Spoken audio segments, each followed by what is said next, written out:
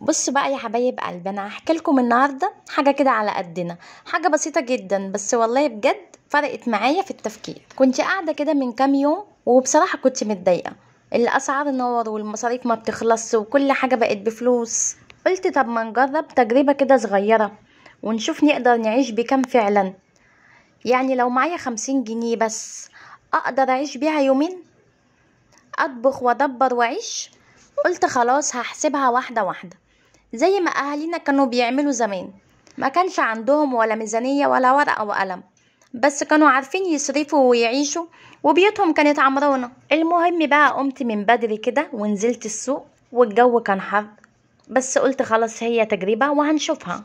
واول واحد قابلني بتاع الطماطم، سألته الطماطم بكام يا عم؟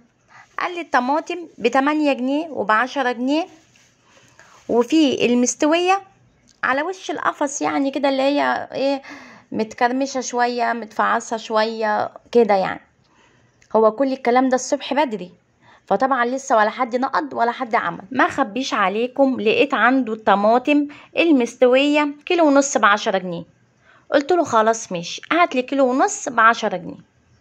هو طبعا اللي بيحطها ضحك وقال لي واضح انك مدبرة يا ست الكل. قلت في عقلي بالي هما بقى الستات المدبرين اللي بيدبروا بيتهم ويمشوا امورهم هما بيعملوا كده، طب ما نعمل زيهم. مشيت شوية ولقيت بتاع البطاطس، قلت له بكام يا عم البطاطس؟ قال لي الكيلو ب8 وكيلو ب10 وكيلو ب12. قلت له عايزة كيلو من ابو 10.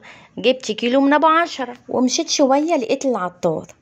انا عارفة طبعا اللي هو بيبيع باسعار رخيصة، فروحت جبت من عنده. عنده دوت الرز بكام؟ عنده الرز الحباية الرفيعة الصغير ده ب20 جنيه.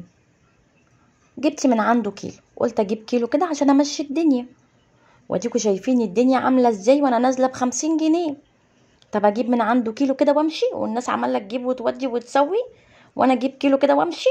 قلت لا برضو، انا برضو ايه اكون ست بيت كده ايه شاطرة وناصحة، فانا اجيب ايه تاني من عنده؟ قعدت ابص اجيب ايه من عنده. قلت يا بنت هاتي من عنده ب10 جنيه عدس اصفر.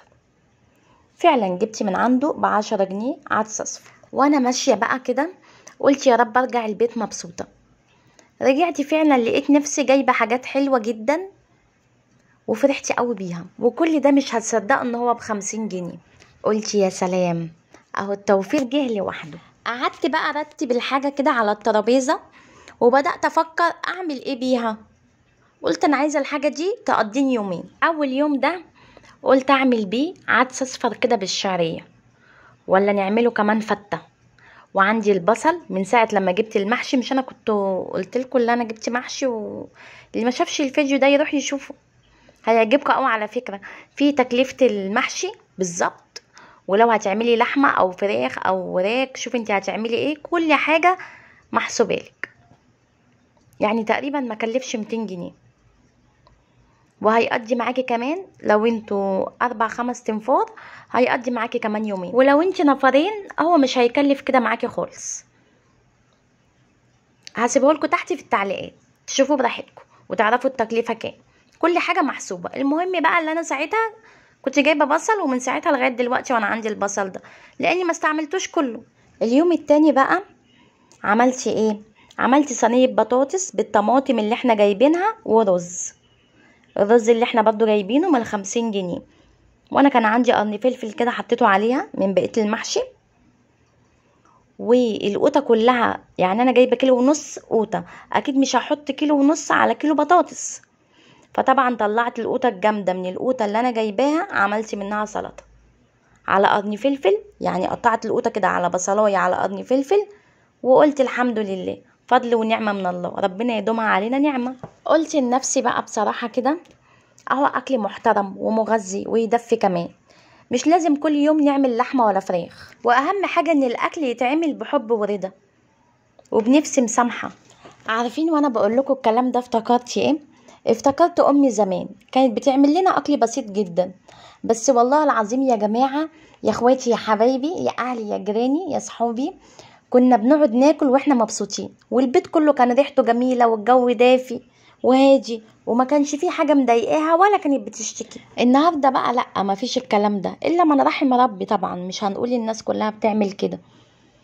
النهاردة كلنا بنجري ونحسب ونتوتر وكل واحد شايل هم، وبس نسينا ايه؟ نسينا ان القلوب الحلوة والرضا هما اللي بيخلوا القليل يكفي. وخليني بقى اقول لكم حاجة كده من قلبي بجد، انا عارفة ان الحياة صعبة وكل واحد فينا عنده همه وعنده مسؤوليته وعنده مصاريفه، بس والله العظيم الحل مش في ان الفلوس تزيد، الحل في اننا نعرف نستخدم اللي في ايدينا صح. يعني مثلا لو كل يوم هنحوش 5 جنيه بس، او نشتري اللي احنا محتاجينه برضو بس، هتلاقي فرق بعد اسبوعين 3. وصدقوني يا بنات، مش العز في الكماليات، العز في الراحة النفسية. لما تبص حواليكي وتلاقي بيتك هادي واولادك فرحانين وجوزك داخل لاقي اكل بسيط بس معمول بحب، ساعتها هتحس انك ملكة.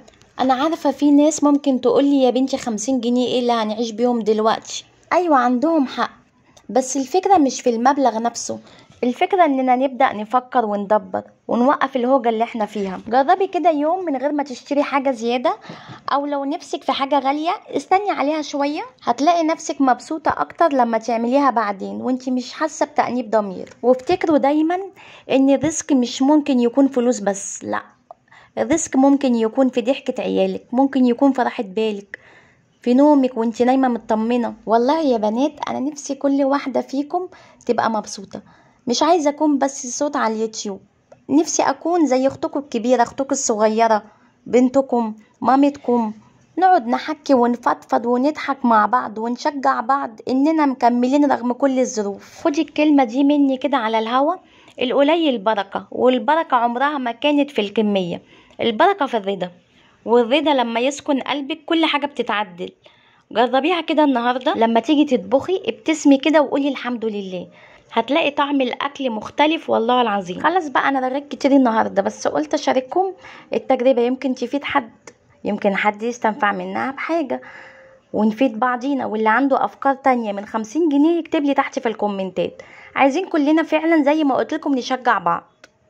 يعني اللي عنده فكرة يكتب لي ويقول لي كان ممكن نجيب كده بال50 وكان ممكن نعمل كذا بال50. ويمكن كمان تدي طاقة حلوة لحد كان متضايق، كان معاه 100 جنيه ومش عارف يجيب ايه، ادي احنا جبنا حاجات قد كده ب50 جنيه. وان شاء الله لو عجبكم الفيديو ده ممكن نعمل المرة الجاية تحدي جديد، نشوف ممكن نعيش بكام، ب70 جنيه في اليوم ولا ب100 جنيه ولا بال50 زي ما هي.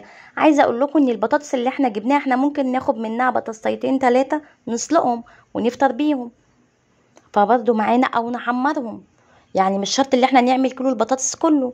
فاهمين قصدي ومعايا في الفكره دي ولا لا؟ العدس برضه ممكن يمشي معانا لو الدنيا مزنقه قوي، فممكن يمشي معانا فطار وغدا وعشاء، مش هيقولك لا. وبعدين امثال زمان كانت بتقولك ايه؟ بصلة المحب خروف، وعلى قد لحافك مد رجليك، والشطرة تعمل من الفسيخ شربات. يعني مش هقولكوا تقدروا تعملوا ايه وتعملوا ايه، بس لو فضلتوا معايا وفضلتوا متابعيني ان شاء الله هنلاقي عندنا حل لكل مشاكل الميزانية، واعلمك ازاي تدبري وتوفري وتبقي ست بيت اللي هي. صليتوا بقى على النبي النهارده يا بنات ولا لا؟ صلوا على النبي كده صلى الله عليه وسلم، ويا رب يا رب كلنا نفرح ويبقى قلوبنا سعيدة ومطمنة وراضية يا رب. وعاوزاكم على طول الدعوة دي في لسانكم، يا رب استرنا فوق الارض وتحت الارض ويوم العرض عليك. وعايزة اقول لكم بحبكم كلكم، وربنا يوسع رزقنا جميعا يا رب، ويدينا دايما راحة البال قبل اي حاجة. واشوفكم في فيديو جديد، ولو عجبكم الفيديو ما تنسوش تعملوا لايك واشتراك وكومنت حلو عشان يشجعني انزل لكم كل جديد وافكار احلى واحلى كمان.